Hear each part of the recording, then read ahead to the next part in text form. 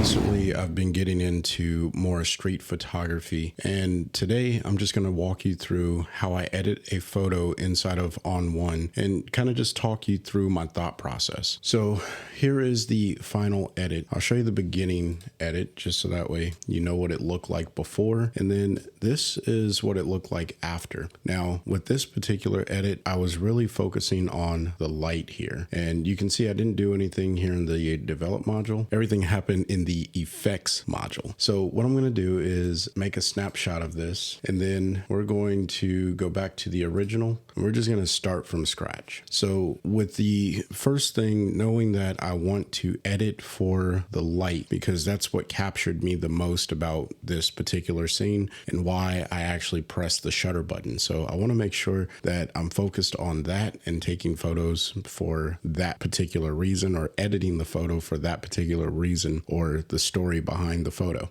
So ON1 gives us a few different ways of working with the light. The first one that I'm going to do is just throw on a tone enhancer. Now this is a very basic tool. Many of you already know how to use it, but if I pull down on the exposure, you can see it's impacting the entire image. Now whenever you want to specifically adjust a light value inside of ON1, I want you to think luminosity mask. And so that's what I'm going to apply here. I'm just going to click on tone, and then, or I'm sorry, click on the mask icon, and then click on the button that says lumen. This is going to apply a mask. Let me pull up my editing controls here. If I hit the letter O, it's going to look like a black and white image. But as I pull this window over to the right, you can see that it's only targeting the brightest pixels in the overall image. Now, for whatever reason, the window alone doesn't really help us get what I'm going for, which is all of this light. Let me just turn this off real quick. All of this light that's on the building, as well as what's on the foreground here. So this is going to take a little bit of manipulation to the luminosity mask. I'm going to hit the letter O so I can get my grayscale overlay back up on the screen. We're going to turn this mask back on, or this effect back on. And what I'm going to do is just pull back on my window until I start to see all of that information come back on the sidewalk here.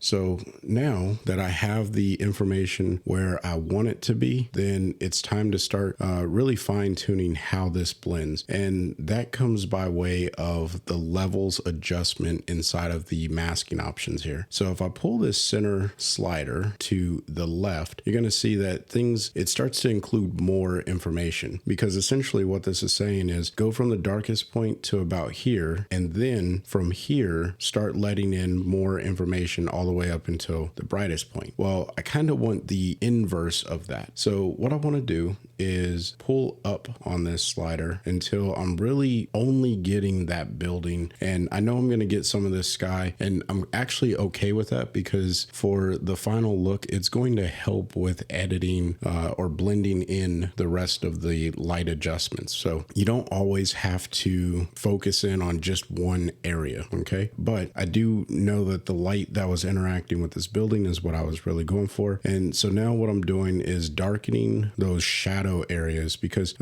I do want to impact the light there, but not so much. So I want it to grade slower, and then as soon as it gets to a certain point, I want it to pick up more of that brightness. And this is going to be different for every image. So, fine tune it to make it work for your particular photo. And I think about here is where I would like that to be. So now I'm going to hit the letter O to turn off my mask. And right now I'm darkening all of those highlight or those brighter areas. I need to hit the invert button. So I'm just going to use my Elgato. And what this is doing is now inverting it to darken everything except for those bright areas that I just selected. So if I hit the letter O, you can see that it's now applied this mask to all of those darker areas, and it gives me a look where the highlights or the brighter areas are really shining through. And this is what I was going for. So I'm going to go with that. And then what I also like to do in those shadow areas is kind of just pull down on the detail. I don't pull down on it a lot, but I pull it down just a little bit, so that way it takes some of the attention away from that area and makes it a little bit better, in my opinion. So now that I have all of this where I want it to be, it's time to start start really molding that light. And so I'm going to call this base adjustment because I'm going to add another tone enhancer, but this time it's going to really hone in on that particular light area, and it's going to be way more precise. So what I'm going to do is actually just copy this mask. So I'm going to hit the copy button here on my Elgato, come back to the new tone enhancer, and I'm just going to paste it. And because it's inverted, I'm going to make it only on the light areas, hit the letter O, and we're going to come back to this mask, and I really just want it in those brightest areas now. Okay, so we'll probably go something like that's too much. Sometimes where you click with a mouse and stop, I think we'll see how that works. And you know, the beauty of working with mask and ON1 is you can always go back and adjust them. So I'll probably have to go back and adjust it, but we'll go with what we got for right now. Okay, so now that I have this particular mask working here, what I'm going to do is come down and we're going to increase the exposure, and then we're also going to increase the whites just a little bit and increase the highlights. And I may need to increase the exposure a little bit more and contrast it because we're starting to get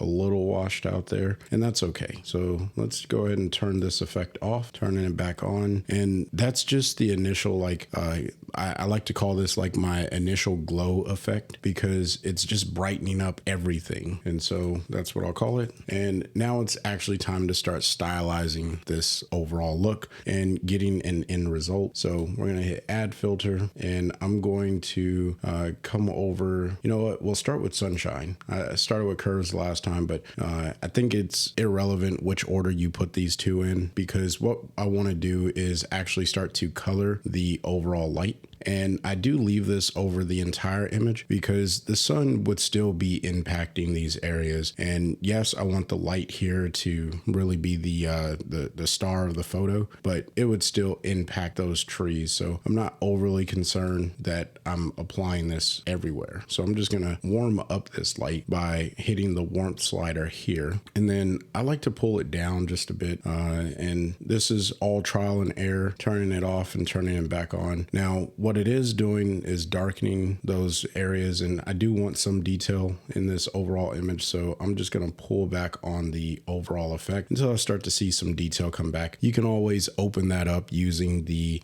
local adjustment tab, so not a big deal there. So now that I have my sunshine and I got my initial glow, I think it is time for me to really make this light pop. And the way that I do that is with the curves filter. So I grab a curves filter and I'm going to paste my mask. I use this mask essentially the whole time that I'm editing. I went ahead and inverted it on my Elgato by pressing the keyboard shortcut that I have mapped there. And then what I'm going to do is pull, let's pull this window out some more because there is light throughout this image, and we'll do something like this. I think that'll work. We'll see. Always can come back and modify that. And what I like to do is just come over to the highlight and pull it up and see where I want this particular effect to apply. And I think this could work like so. Yeah. And then what I like to do is mess around with my blend modes. And one of the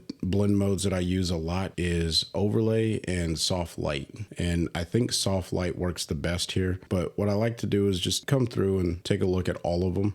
But I think soft light works the best for this particular image. And I'm just going to pull that up a little bit more, turning it off, turn it back on. Now, what I'm not liking is what's happening in the sky up here. So that's where you really do have to come in and work on your mask. So what I'm going to do is I'm going to see if I can just kind of paint this away using the masking bug. Not like that. Maybe using a linear top. Let's rotate that this direction, pull it back, maybe do something like this. Let's hit O. And what that does is it just kind of eliminates that overall brightening effect from the sky. And maybe I can pull it down just a little bit more. This is, again, trial and error. So what I'll do is go kind of like this. I think that's looking pretty decent. So turning it off and turning it back on is just adding in some more light to this overall